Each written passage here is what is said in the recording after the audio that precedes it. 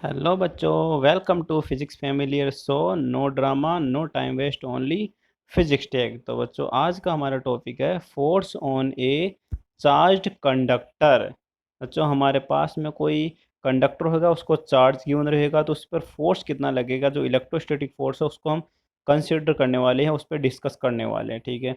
अब कोई कहेगा कि सर चार्ज कंडक्टर के ऊपर भी फोर्स लगता है, कैसे? तो देखो बच्चों, हम क्या करते हैं, देखो मैं आपको एक चीज़ बताता हूँ। आप क्या करो कि स्पेड ले लो। ठीक है। आप क्या करो कि स्पेड ले लो और इसको आप चार्ज गिवन करो। तो आप जैसे चार्ज गिवन करते हो तो हमें पता है किसी भी कंडक्टर को गिवन चार्ज क्या होता है, उसके सरफेस पे रिसाइड्स हो जाता है। ठीक है। अब जैसे चार्ज रिसाइड्स हो गया तो सारा चार्ज क्या है, लाइक चार्ज है। और जब लाइक चार्ज है तो ये सभी चार्ज क्या करेंगे, एक दूसरे को रिपल्स करेंगे। और जैसे ही रिपल्सिव फोर्स लगाएंगे तो आपको पता लग रहा है, देखो कैसे हो रहा है, ये फेलने की कोशिश कर रहा है इस तरह से। ठीक है ना, ये फेल रहा है। तो फेल रहा है तो इसका मतलब एक्सपेंड करने की ट्राई कर रहा है, एक्सपेंड करने की कोशिश कर रहा है, तो बाहर की तरफ एक आपका फोर्स लग रहा है, देखो इस तरह से। यही आपका फोर्स है ना, इसी फोर्स का फॉर्मूला हम इसी का डेरिवेशन निकालने जा रहे हैं कि सर वो फॉर्मूला, वो फोर्स कितना लगेगा, उसका डेरिवेशन कितना है। तो समझ में आ गया कि फोर्स क्यों लगता है, due to repulsion of like charges. किसी भी कंडक्टर जो आप चार्ज गिवन करते हो तो सभी जो चार्ज है वो किस टाइप का होता है, सेम नेचर का होता है। इसलिए वो एक दूसरे को क्या करता है, रिपल्स करता है। और जैसे repulsive force attack, repulsive force लगता है तो वो आपका कोई भी बॉडी होती है ना, वो क्या होती है, एक्सपेंड होने की कोशिश करती है। इसलिए आपने देखा होगा, जब भी हम किसी साबुन के बुलबुले को चार्ज करते हैं तो उसका जो रेडिएशन है वो इंक्रीज कर जाता है, due to repulsion of like charges. अब इसके कैलकुलेशन करने के लिए हम क्या करेंगे, देखो डायग्राम में है ना, आपको एक स्पेड नज़र आ रहा होगा। इसको समझने के लिए इसका एक एलिमेंट्री पोर्शन ऊपर से कट कर लिया हमने। क्या कर लिया बच्चों, इसका एलिमेंट्री पोर्शन एकदम से कट कर लिया हमने। जैसे हम इसका एलिमेंट्री पोर्शन कट कर लेते हैं, देखो अब आपको एक चीज़ समझ में आ रही होगी, सो जो रिमेनिंग पोर्शन है हमारे पास में, जो रिमेनिंग पोर्शन है नीचे वाला, जो पूरा रिमेनिंग पोर्शन है, ये देखो ये पूरा जो रिमेनिंग पोर्शन है जिसको हमने कंसिडर किया है एम एल एन। क्या कंसिडर किया बच्चों, एम एल एन। और जिस पोर्शन को आपने काटा है ना, उसको आपने बोला है एक्स वाई। उसको हमने क्या बोला है, एक्स वाई। तो हम क्या कर लेते हैं, ये जो बड़ा वाला रेस्ट पोर्शन है इसकी वजह से हम इलेक्ट्रिक फील्ड इंटेंसिटी कंसिडर कर लेते हैं E2। कितनी बच्चों, E2। और जो ये आपका एक्स वाई पोर्शन है, स्मॉल पोर्शन है, उसकी वजह से हम इलेक्ट्रिक इंटेंसिटी फाइंड आउट कर लेते हैं E1। ये मान लेते हैं, हम कंसिडर कर लेते हैं। ठीक है। अब देखो हम क्या करते हैं कि नियर बाई पॉइंट लेते हैं, किसके, इस एक्स वाई पोर्शन के बाहर की तरफ और अंदर की तरफ। इसके दोनों तरफ हम क्या करते हैं, पॉइंट की बात करते हैं, इधर पॉइंट P कंसिडर कर लेते हैं और अंदर की तरफ पॉइंट Q कंसिडर कर लेते हैं। अच्छे से समझना, बहुत सिंपल टॉपिक है, कुछ नहीं है इसके अंदर। तो जैसे ही हम दो पॉइंट यहाँ कंसिडर करते, आपने क्या देखा सर, इस एक्स वाई की वजह से यहाँ आपने जो इलेक्ट्रिक फील्ड माना है E1, वो तो रहेगा बाहर की तरफ और अंदर की तरफ रहेगा इस दिशा में। ठीक है ना, इस डायरेक्शन में। वाई, बिकॉज आपका चार्ज क्या है, पॉजिटिव चार्ज। और पॉजिटिव चार्ज हमेशा उसके कारण इलेक्ट्रिक फील्ड क्या होता है, अवे होता है उस पोर्शन से। ठीक है। तो हमारे पास में E1 इसकी वजह से किधर हो गई, आपको देखो डायग्राम में नजर आ रही हो कि, अगर नहीं आ रही तो मैं इसको डायग्राम को थोड़ा जूम करके आपको दिखा देता हूँ। देखो ये रहा E1, ये रहा E1 किसकी वजह से इलेक्ट्रिक फील्ड है, इस एक्स वाई पोर्शन की वजह से, दोनों तरफ हो गया। अब हम चलते हैं एम एल एन पोर्शन की वजह से। देखो इलेक्ट्रिक फील्ड यहाँ पे भी इस डायरेक्शन में और यहाँ पर भी इस डायरेक्शन में, बिकॉज ये इलेक्ट्रिक फील्ड तो बाहर ही रहेगा ना। ठीक है ना। तो हमने क्या देखा, यहाँ पे पॉइंट P कंसिडर किया था और अंदर की तरफ पॉइंट Q कंसिडर किया था। तो पॉइंट P पे तो आपका जो रिजल्टेंट इलेक्ट्रिक फील्ड है बच्चों, देखो वो क्या आ रहा है, अपोजिट डायरेक्शन में है। और यहाँ पर भी अंदर भी क्या है आपका, अपोजिट, सॉरी बाहर की तरफ तो सेम डायरेक्शन में। देखो E1 और E2 क्या है, दोनों सेम डायरेक्शन में। और अंदर की तरफ क्या है, दोनों अपोजिट डायरेक्शन में। और दोनों अपोजिट डायरेक्शन में, हमें ये भी तो पता है ना सर, किसी भी कंडक्टर के इनसाइड टोटल जो रिजल्टेंट इलेक्ट्रिक फील्ड होता है क्या, जीरो होता है। तो हम यहाँ क्या करते हैं, दो इक्वेशन बना लेते हैं, बाहर की तरफ और अंदर की तरफ। तो हमने क्या देखा यहाँ पर, inside the conductor E1 - E2, और वो क्या होती है, zero. So E1 equals to E2।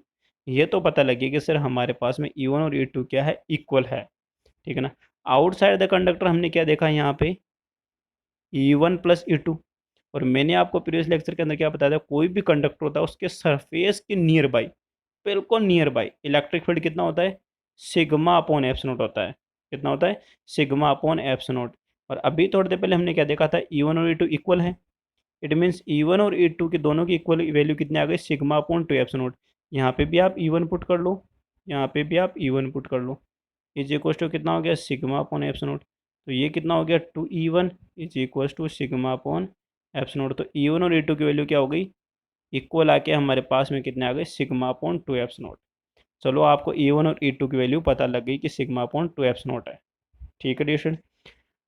अब हम क्या करने वाले हैं, फोर्स फाइंड आउट करने वाले। और फोर्स कैसे फाइंड आउट किया जाता है, सर हमारे पास में कोई चार्ज होता है और उस चार्ज को जब हम किसी इलेक्ट्रिक फील्ड में रखते हैं तभी तो उस पर फोर्स लगे, और उस फोर्स को हम इजीली फाइंड आउट कर सकते हैं। कितना होता है, Q इंटू ई।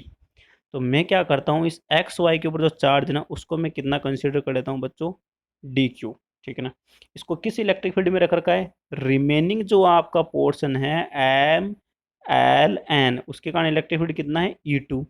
तो जैसे ही आप DQ चार्ज को E2 में रखते हो तो इस स्मॉल पोर्शन एक्स वाई पे कितना फोर्स लगेगा, DQ इंटू ई टू। अब सर इसके ऊपर आप चार्ज कैसे निकालोगे, DQ को आप कैसे ले सकते हो, तो DQ के हमें पता ही है, चार सर पे चार डेंसिटी कितनी, सिग्मा। ठीक है ना। इसका एरिया भी मैं कंसिडर कर लेता हूँ कितना, DA। इस स्मॉल पोर्शन का एरिया कितना है, DA। तो इस स्मॉल पोर्शन पे चार्ज DQ इक्वल टू बच्चों हमारे पास में क्या हो जाएगा, sigma into DA, sigma into DA। और कौन से इलेक्ट्रिक फील्ड में रखा हुआ है, E2 में। तो आपको यहाँ पे फोर्स नज़र आ गया होगा, sigma into DA into E2। ये फोर्स आ गया इस एक्स वाई पोर्शन पे, वाई बिकॉज इस एक्स वाई पोर्शन का चार्ज हमने DQ कंसिडर किया। DQ हमने कैसे फाइंड आउट किया, सिग्मा इंटू उसका एरिया DA। और वो कौन से इलेक्ट्रिक फील्ड में रखा हुआ है, E2 में, बिकॉज ये वाला पोर्शन है ये इलेक्ट्रिक फील्ड जनरेट कर रहा है इस पोर्शन के ऊपर कितना, E2। ठीक है ना, केवल इसी का ये। तो हमारे पास में फॉर्मूला क्या हो गया, DF is equal to sigma DA into E2। और E2 की वैल्यू हमारे पास में कितनी थी, सिग्मा अपॉन 2 एप्सिलॉन नॉट। जैसे ही हम यहाँ पर E2 की वैल्यू रखते हैं सिग्मा अपॉन 2 एप्सिलॉन, सिग्मा पहले से एक और है, तो हमारे पास में क्या हो जाएगा, sigma square upon 2 epsilon not into DA। ये तो है इस स्मॉल पोर्शन के ऊपर फोर्स। ठीक है। अगर पूरे कंडक्टर के फोर्स निकालना तो हम क्या कर देंगे, इसका इंटीग्रेट कर देंगे। तो हमारे पास में बच्चों total of force is equal to आ जाएगा सिग्मा स्क्वायर अपॉन 2 एप्सिलॉन, तो कांस्टेंट टर्म हो गई। और इंटीग्रेशन ऑफ क्या हो जाएगा हमारे पास में DA, जिसको आप बाद में 4 पाई एप्सिलॉन, 4 पाई स्क्वायर, 4 पाई R स्क्वायर लिख सकते हो, जिस टाइप की शेप होगी। अगर हमारे पास में स्पेयर है तो 4 पाई स्क्वायर कर देंगे, इस तरह से हमारे पास में फोर्स आ जाएगा। तो ये फॉर्मूला आपको याद रखना है, sigma square upon 2 epsilon into total area of the conductor. ठीक है। अब आता है कि सर इलेक्ट्रोस्टैटिक आपने फोर्स तो निकाल दिया, फिर इलेक्ट्रोस्टैटिक प्रेशर कितना होएगा। और प्रेशर क्या होता है, force at per unit area.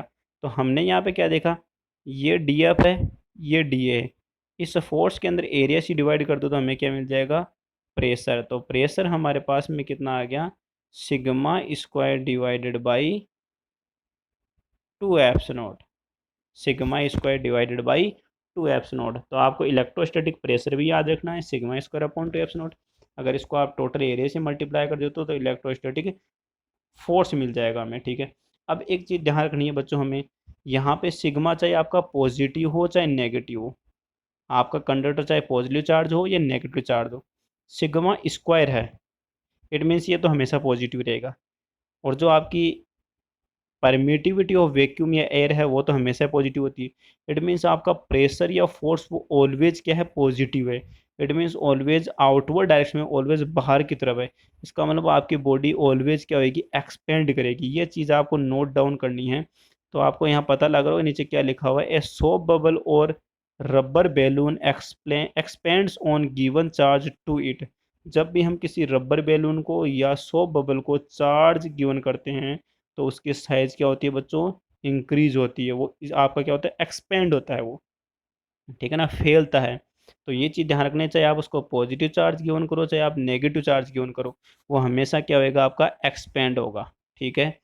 तो ये आपका टॉपिक था और बहुत सिंपल टॉपिक था, ज़्यादा इतना नहीं। बस आपको अगर इसको समझना है तो आपको एक एलिमेंट्री पोर्शन एक्स वाई इस तरह से करके, और ये इसके ऊपर जो इलेक्ट्रिक फील्ड है वो फाइंड आउट करना है। वो इलेक्ट्रिक फील्ड अगर आपको फाइंड आउट हो गया तो इस पर चार्ज आप DQ कंसिडर कर लो, तो उस पर जो फोर्स लगेगा वो क्या लगेगा, DQ इंटू वहाँ पर आपकी इलेक्ट्रिक इंटेंसिटी कितनी, इस तरह से हम सोल्व कर सकते हैं। तो बहुत सिंपल सा है कि इसको करना कैसे है, बस एलिमेंट्री पोर्शन मान के ही करना है। तो जो नेक्स्ट हमारा जो पॉइंट है ना वो क्या है, वो है बच्चों आपका equilibrium of charge soap bubble. ये जो पिछले वाला टॉपिक है ना उसी से रिलेटेड टॉपिक है, इसलिए इसको साथ में करवाया जा रहा है। ठीक है ना बच्चों। तो पहली चीज़ तो आपको ये चीज़ ध्यान रखनी है कि सर हमारे पास में जो सोप बबल होता है उसके अंदर कौन कौन से फोर्स काम करते हैं जब हम उसको चार्ज नहीं कर रहे हैं। चार्ज करने के बाद अलग कंडीशन आएगी और जब हम चार्ज नहीं कर रहे हैं तब अलग कंडीशन होगी। ये पॉइंट 11th का तो आपने क्या देखा होगा, जैसे भी आपने एक सोप बबल लिया था तो उसके अंदर दो लेयर्स होती है। ठीक है ना। एक तो आपके पास वाटर लेयर होती है और एक आपके पास डिटर्जेंट की लेयर होती है। ठीक है ना। तो दो लेयर होने की वजह से उसके अंदर जो फोर्स एक्सिस होता है आपका, प्रेशर एक्सिस होता है, वो प्रेशर एक्सिस आपने फॉर्मूला पढ़ा होगा 40/r, जहाँ आर क्या है उस सॉप बबल की रेडियस है, टी यहाँ पर क्या है सरफेस टेंशन है। जो कि सरफेस टेंशन आपको पता ही है क्या होता है। कोई भी आपका लिक्विड होता है ना उसके सरफेस के ऊपर एक ऐसी नेचर होती है कि वो अपने एरिया को मिनिमम करने की कोशिश करता है। ठीक है ना। उसी को बोलते हैं हम surface tension, force at per unit length. तो इस सरफेस टेंशन की वजह से इसका एरिया क्या हो जाता है, देखो इस तरह रिड्यूस होने की कोशिश करता है, लेकिन फिर भी आपका बबल क्या होता है स्पेयर शेप में रहता है। वाई, बिकॉज एक बाहर की तरफ एक और प्रेशर लगता है आपका, जिसको हम क्या बोलते हैं प्रेशर एक्सिस से। तो आपको पता लगे सर प्रेशर एक्सिस क्यों लगता है बाहर की तरफ। आपको पता हो गया कि बैलेंस करने के लिए कौन से वाले फोर्स को, due to surface tension. Surface tension आपका अंदर की तरफ लग रहा है तो उसको बैलेंस करने के लिए बाहर की तरफ आपका लगेगा प्रेशर एक्सिस। तो इट मीन्स हमें ये चीज़ पता लगी कि प्रेशर जो एक्सिस होता है ना वो इक्वल होता है 40/R। ठीक है। अब जैसे ही आप उस सोप बबल को चार्ज करते हो, तो जैसे ही हम सोप बबल को चार्ज करेंगे तो बच्चों अभी हमने देखा एक प्रेशर आपका बाहर की तरफ और लग गया, और उस प्रेशर को आपने पता लगाया, उसका फॉर्मूला अभी हमने देखा था कितना आया था, σ²/2ε0।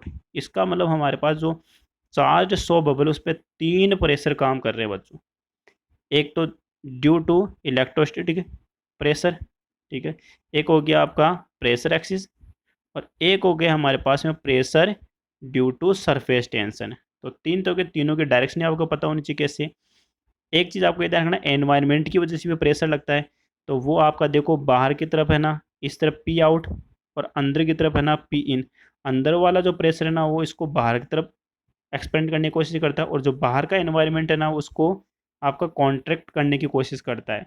तो इसका मतलब हमारे पास में क्या चीज़ नज़र आ रही है, आपको एक चीज़ समझ में आ रही होगी इस डायग्राम में। देखो अच्छे से टोटल कितने फोर्स आपके काम कर रहे हैं। देखो जब अनचार्ज है तो बाहर से एनवायरनमेंट से लगी रहा है P out P out, P in अंदर की तरफ लग रहा है, पी आपका सरफेस टेंशन की वजह से लग रहा है, और एयर की वजह से आपका लग ही रहा है, ये देखो एयर की वजह से।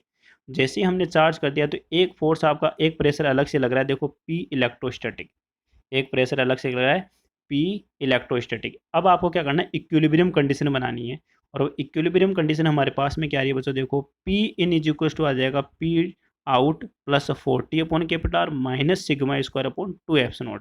ये कैसे है देखो बच्चों, आपको मैं पूरी डायरेक्शन शो करके दिखाता हूँ। ये जैसे ही आपने स्पेड लिया, ठीक है ना, पी इन आपका इस डायरेक्शन में है, पी आउट इस डायरेक्शन में, ठीक है, 40/R आपका इस डायरेक्शन में है, और प्रेशर एक्सिस जो आपका है वो इस डायरेक्शन में है। ठीक है। और σ²/2ε0 भी किधर है, बाहर की तरफ है। तो देखो बाहर की तरफ बच्चों जो फोर्स है ना वो कौन कौन सी, ये चीज़ देखो आप। बाहर की तरफ हमारे पास में एक तो लग रहा है पी इन अंदर वाला बाहर की तरफ, और एक लग रहा है आपका ये वाला, कौन सा वाला, σ²/2ε0 प्रेशर एक्सिस वाला। ठीक है।